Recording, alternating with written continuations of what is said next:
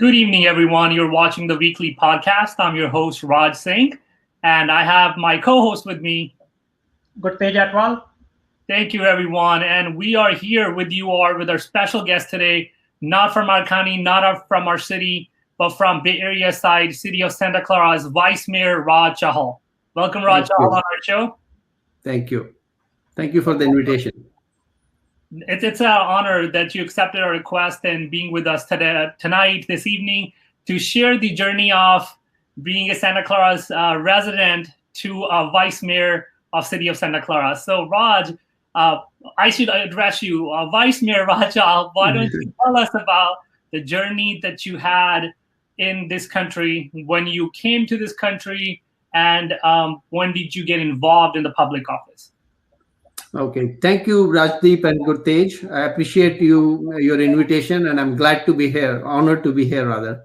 So I came to this country in 1995, and just like any other immigrant, the first years, you do something with the work, earn enough money to feed your family and work for your kids.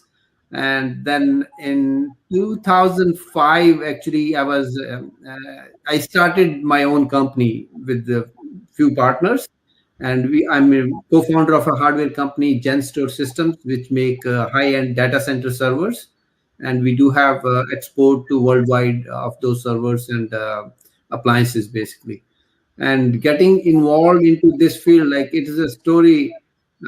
Actually, both my sons, they were very involved in student politics while they were in the school, and their involvement kept on growing. And my younger son kept on growing into like president of the school, elementary school, then secretary and the president of middle school. And he collected funds for cancer and some of these non-profit organizations. And that's the time I thought, hey, I don't have any right to tell him to do something unless I get involved. So I think in 2011, we started the first Sikh Boy Scout troop of anywhere in the USA. That was under the banner of San Jose Sikh Gurdwara. And I was the founding member as well as the scout master for that. And then I got involved into the city. I got onto the charter review committee for the city, which was to find out ways we can amend the charter so that we can bring minorities into the city council. And for last 70 plus years, there was no minority on the council. But that report didn't go anywhere. We gave some opinions, and the council just filed it away, and that's it, done with it. And then I got appointed to International Exchange Commission of the city. And that led me to get involved with the Sister Cities, actually. Sister Cities is a very good organization where all the youth, they travel all across the world to your sister cities. And my son also got involved with that. And he was actually, when he was in 10th grade, he got elected to the Sister City Board of Directors all over USA. And the Sister City was formed by President Eisenhower. So that was a great experience. And then 2013, I got onto the Planning Commission. I know, Gurtej, you are on Planning Commission, and that's a very good experience as a resident in decision making and learning a lot about the processes. So I got involved into 2013. I got into Planning Commission, and then also got involved with various non-profit organizations. I was a member of Library Foundation, board member for that, board member for Mission City Community Fund, which is the biggest non-profit organization of our city. And then 2016, I ran for election, my first election. I lost the election. But 2018, we made it. So 2018, I got elected to the city council. So that's my journey. Thank you very much for sharing the journey for being an immigrant. So I think for last 70 years, so before you got elected, there was no one from even the minority community that was part of the Santa Clara Council. Yes, Yeah, Yeah. that is right. Like we had all white council for so long, and luck would have it, and hard work. We all do hard work, but you have to have luck and support from the community and the whole community as such. So those things help, and here we are. We broke that barrier, and we got onto the council basically. Yeah. Especially there's always a need for somebody like the community whom they can rely upon, who's kind of feels they can, who can sympathize with them, who understand their issues, like as we are seeing in the COVID era. So there are lots of issues, especially the minority community, they are facing. So can you share some about, so what kinds of challenges you see in day-to-day lives of the minority communities, or even the whole Santa Clara County, and how did you tackle it during your tenure in the council? Right. Thank you for the question. One of the basic principle I, as a council member or in my life, uh, I follow is whosoever is above me in the financial aspect, I don't need to help them. They can take care of themselves. But it's our moral duty to help people who are not so privileged, who have not been so lucky to in this life, and we need to help them. During this pandemic, I was the first council member to ask for anti-eviction ordinance. We brought that. We brought that anti-eviction ordinance because if you cannot pay your rent, you cannot be evicted from your houses. So I brought that, and then we brought the rent assistance program.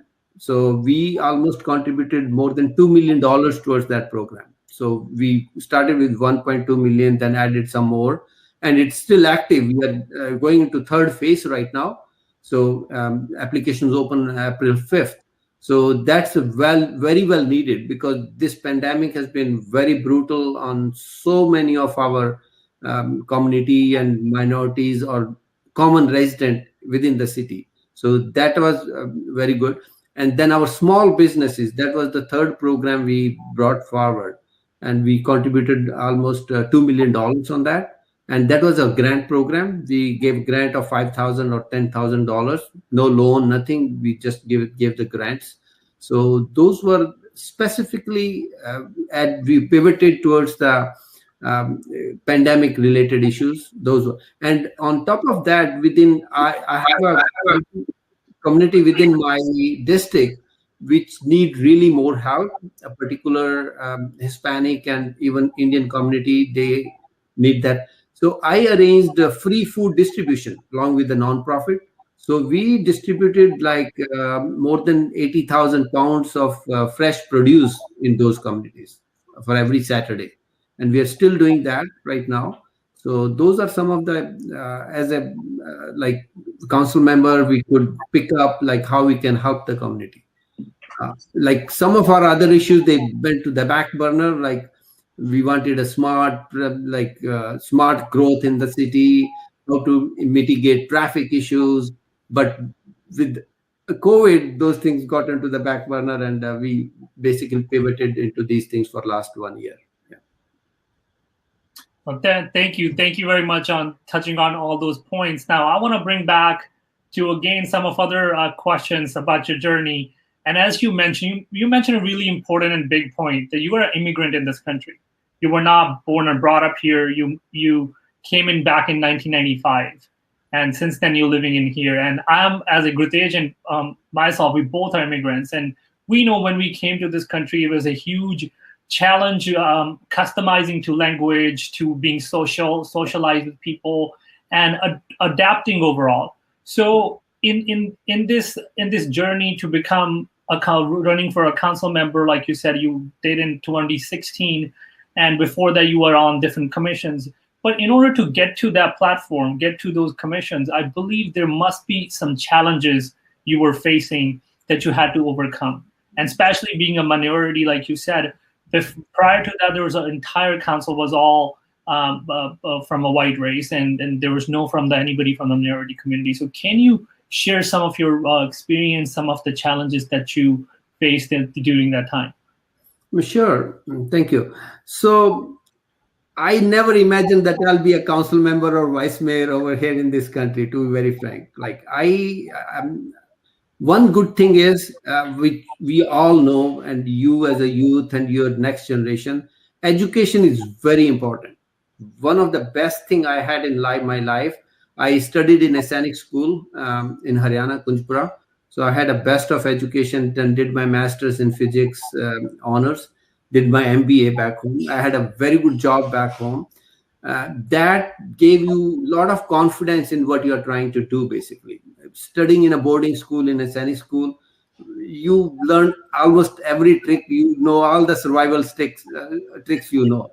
So that brought it over here. So initially, yeah, I left a job like in India. I had a like company provided car, company provided house, and everything.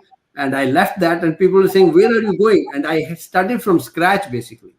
When my first job was accounts payable clerical job for almost 6 months, and that's what was my first job.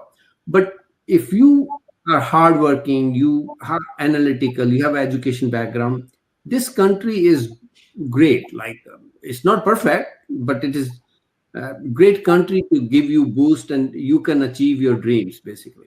And I got selected in National Defense Academy in India, back home in India, for 3 times. But I had some minor medical issues, couldn't go through, that was my first goal, was to become an army officer.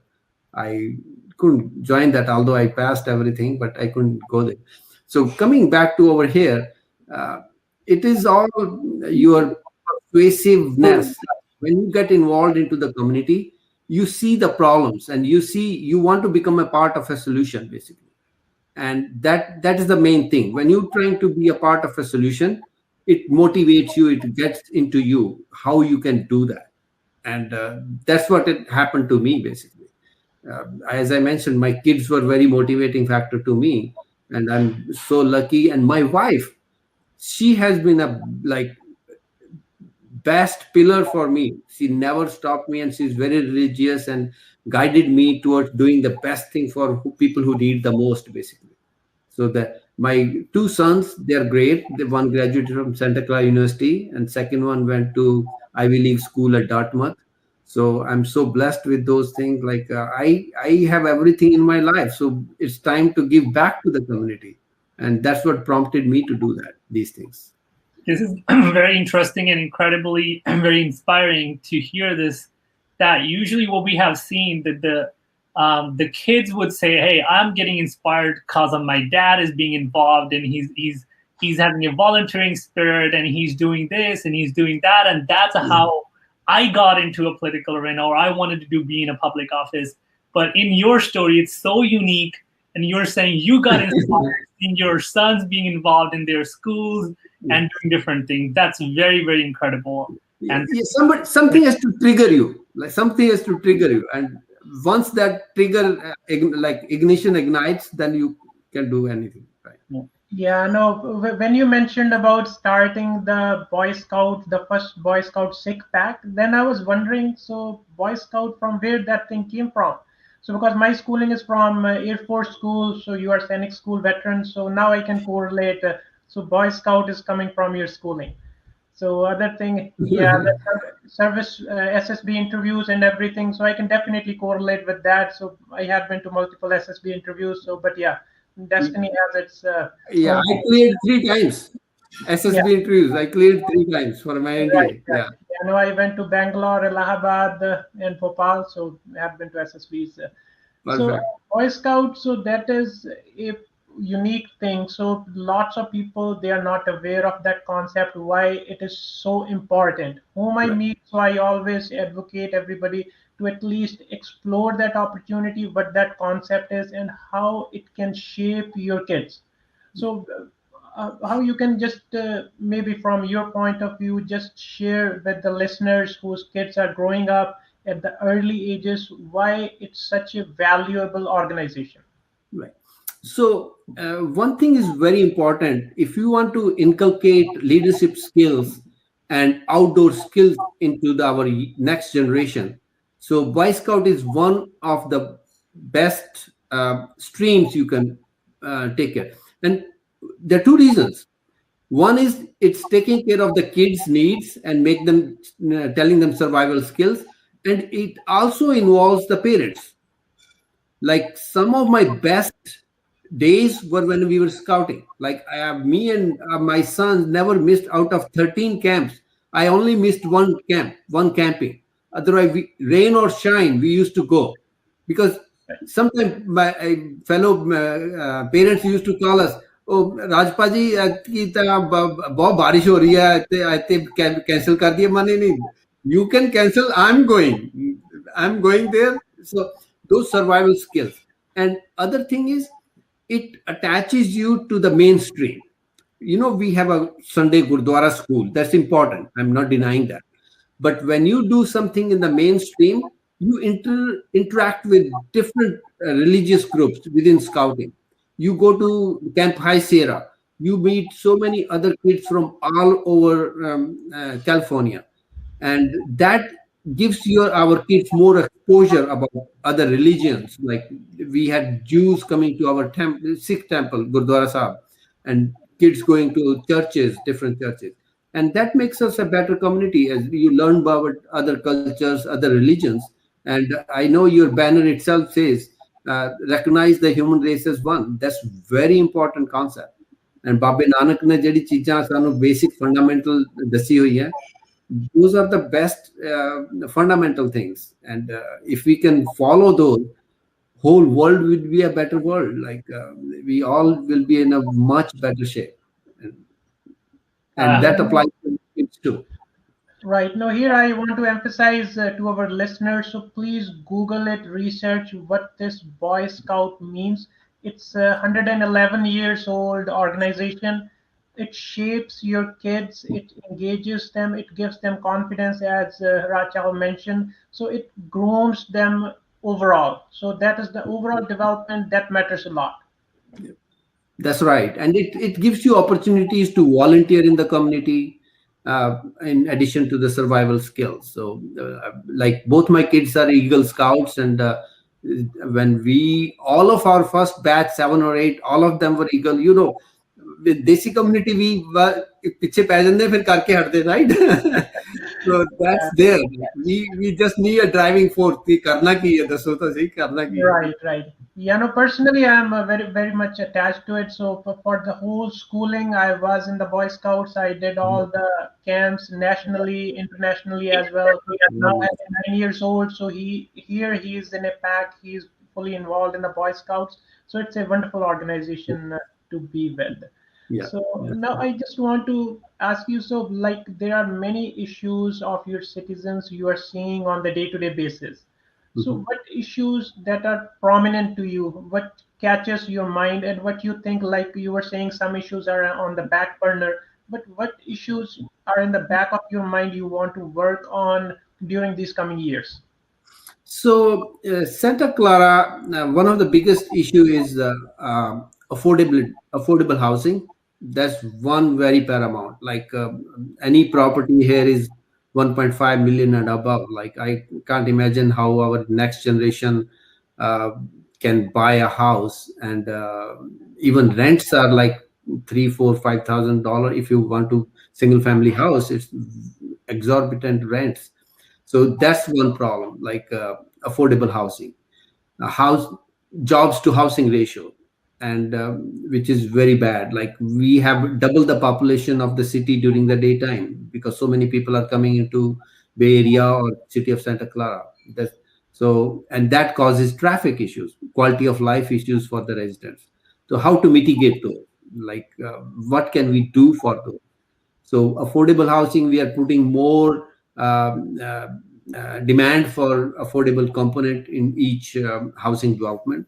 We started with 15%, but for the specific area plans, we are trying to increase those limits even further so that we get more affordable housing component. So, and not only that, like some of you being on the planning commission know better, like we can go to 80% AMI, and we are trying to go even lower so that we can help even people who do not have the income levels which common person has, basically. So that's the one thing.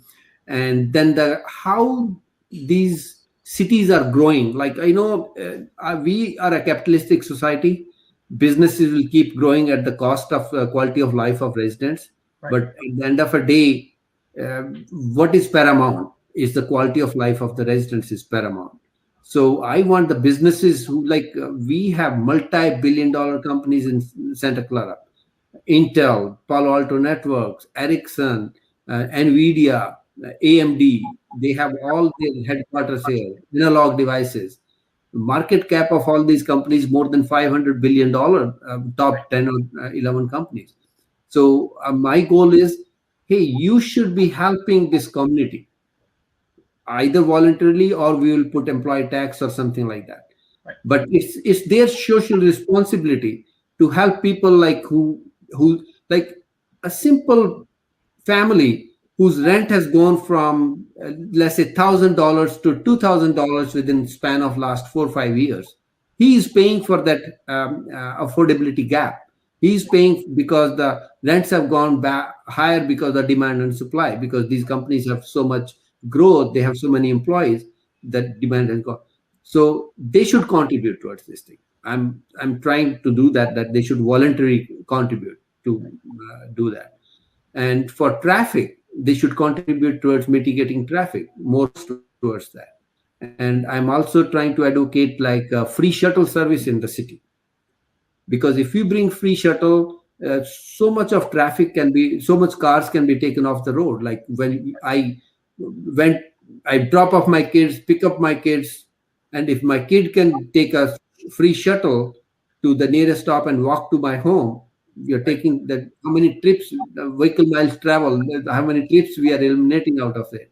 So that's another one. And what else about the community?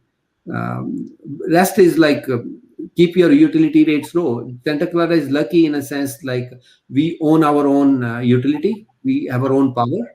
So we have one of the lowest rates of power, electricity rates in the area, or probably maybe whole of California.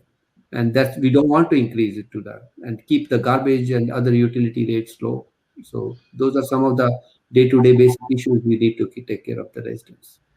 Yeah, from that thing, one point came to my mind as technologically, your Santa Clara is, I can say, number one in the whole globe, with all these prominent organizations are there. So it is all because of connectivity, all the, we can say, the internet connectivity, so which your city overall has. So how do you see that? So how did it reach, and what are your future visions down that line, so that interconnectivity will be feasible or affordable to every citizens for their development? So I am little bit off the track on this side. I want these bigger businesses not to concentrate in one area. Okay. They should be going out. Like if Intel is making their second headquarter, they should not be making over here, because we are already so dense.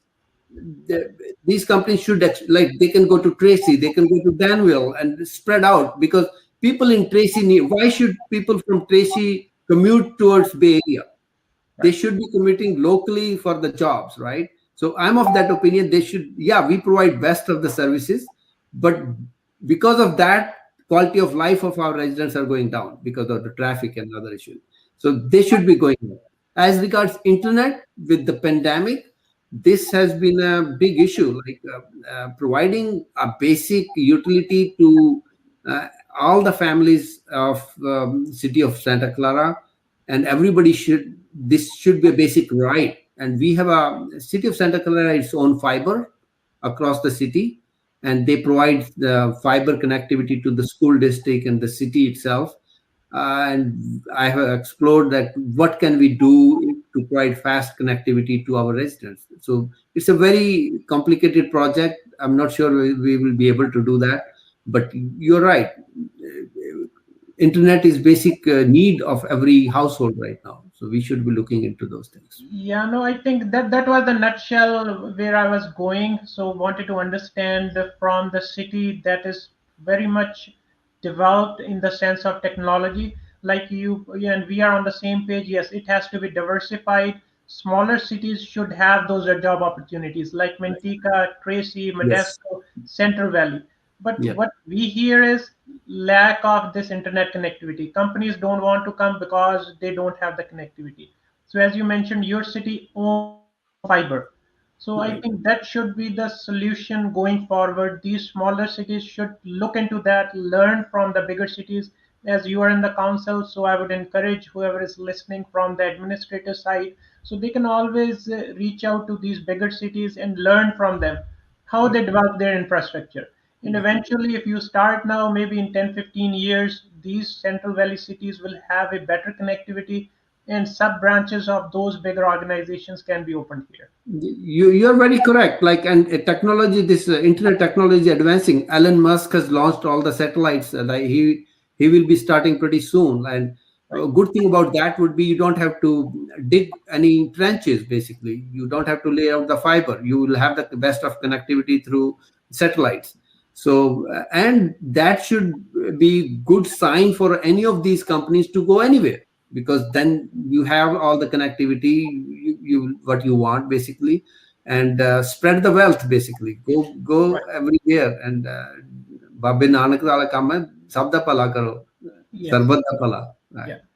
Yeah, no, and cost-wise, as you mentioned, so to lay out this infrastructure, it is very costly. So we just want to touch one more point. So if cities will take a lead, it is very much cost-effective for them to lay out this infrastructure. They don't have to go out for any easement. They don't have to take any permissions. For a private company to lay this infrastructure, it is very challenging. Yes. So cities should have its own infrastructure. They can lease it out. They can lease it out to the private companies, to the private owners. They can generate revenue from this aspect. So yeah, they should be learning from the bigger cities who have this infrastructure in place. Right. No, that's very correct. Like, yeah, we all have to learn from each other and do whatever best we can do. Yeah. Right. So now I'll take it back to Rajdeep.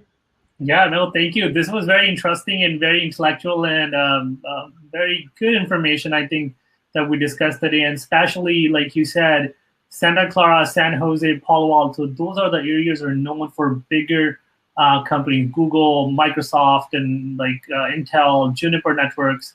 And you mentioned a couple others as well. So that's what the era we're getting into. And living in the suburbs right now, that's one of the biggest challenges where, like you mentioned, like the Vice Mayor Raj mentioned, that in the daytime, you guys have a double the population because people are coming, traffic is coming into your city, whereas the people are leaving from our cities to go to Bay Area.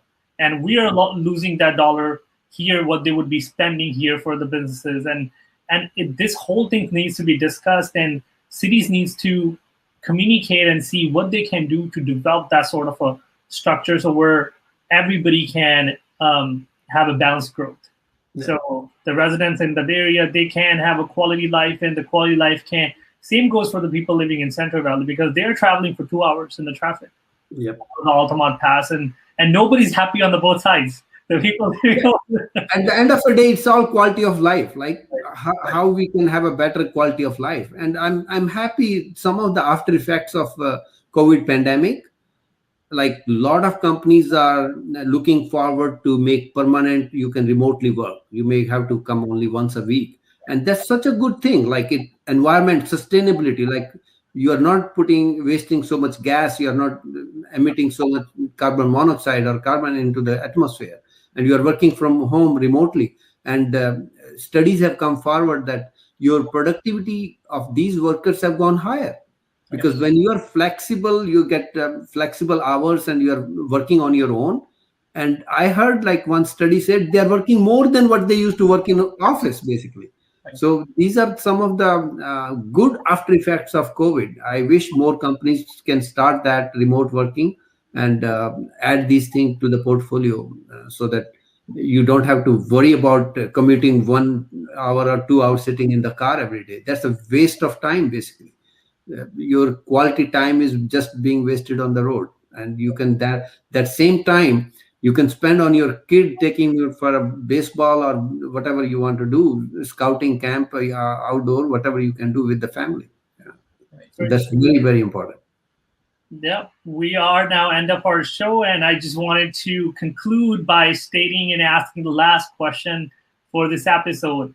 You are such an experienced entrepreneur. You are very well educated, and you ran political campaign 2 times, one time in 2016 and 2018, and you've been involved in many different committees.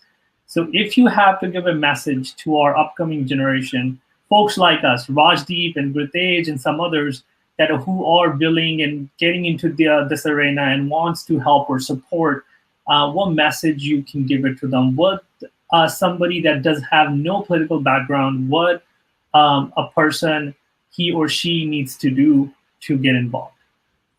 Thank you.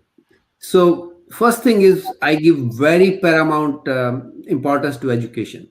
Education, whatever, is not that we want to become doctors or scientists only. Both my kids, my elder one joined computer science. He said, I didn't like it. I said, don't worry, do whatever you want to. He graduated in economics. Younger one was already in politics type. He graduated in public finance. He's working with public finance now, but government major and public policy. That's important. Like, it develops our skills, analytical skills.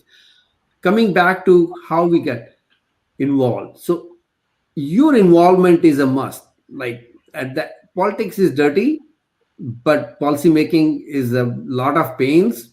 You have to hear so many bad things, good things, whatever. But at the end of the day, these politicians are running the country, that they are making the policy making. So your involvement as a young generation is very paramount.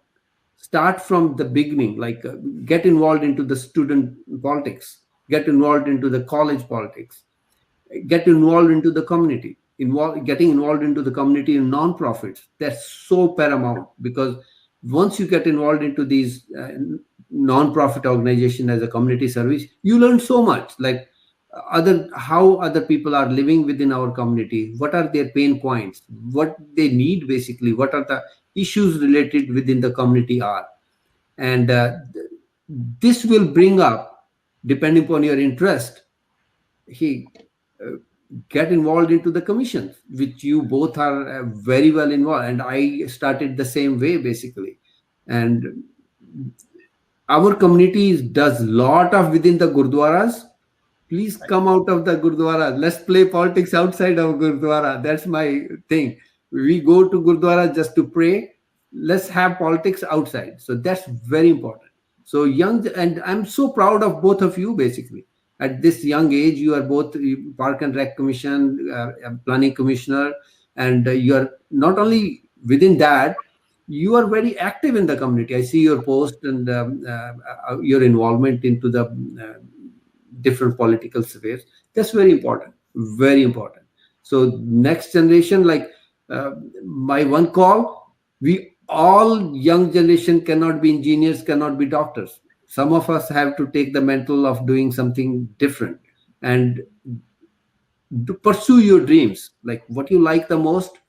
That's the dream. And even request to the parents, don't force your kids to be a doctors or engineers or what you want them to be. No, give them space, let them choose what they want to do.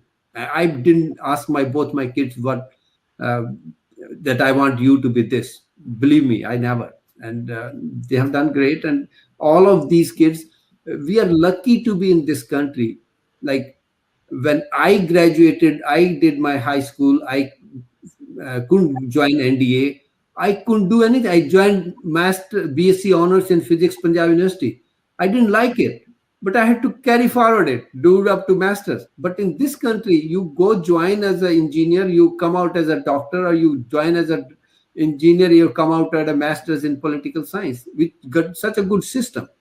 So follow your dreams, but keep involved. Your involvement into the community is a must. And young leaders like you, they're good examples for that. Yeah. Thank you. Thank you very much for sharing your experience and your thoughts with us, and giving us compliments, as it's a big honor for both of us. And we're just trying our best. And I don't think so we are at the level to be called leaders yet, but no. You are leaders. You don't underestimate yourself, both of you. You are leaders. Yeah, it is. Yeah, and it's a proud moment for the community also. Like when we do this term, we do for our family, for our community, for Sikh community, and overall bigger community. Like spending time for those multiple hours at Planning Commission, not everyone can do it. So like you said, when we talk about that we belong to a specific Sikh religion or Sikh community, and there's only one slogan that I think applies to the universally to everyone. Nanak Naam Chardikla tere pane sarbat da pala. We're talking about everybody's well-being. So if we are doing something, it's just not only for specifically for Indian community or Sikh community or Punjabi community. It's about everyone, each and every person that's living in our town, in our county, in our state, in this country. And we love this country. We're proud to be calling ourselves, we are the United States. That's very correct. Yeah. Issues and problems are everywhere. We have to spend some time and effort to understand our fellow citizens, their issues. So that's how we can just request them whenever we need something. So it has to be both ways. So we have to work towards more involved, even the children, everybody should be more involved in those affairs. So thank you very much for your time and the valuable tips and sharing with us. So your journey as well as what the future looks like. So with that, I want to thank everyone who is listening us, and we'll be meeting next week with our next weekly podcast. Thank you very much. Thank you. Thank you. Sasikal, Gurtej, and Rajdeep. Appreciate being here. It was an honor to be here. Yeah. Thank you.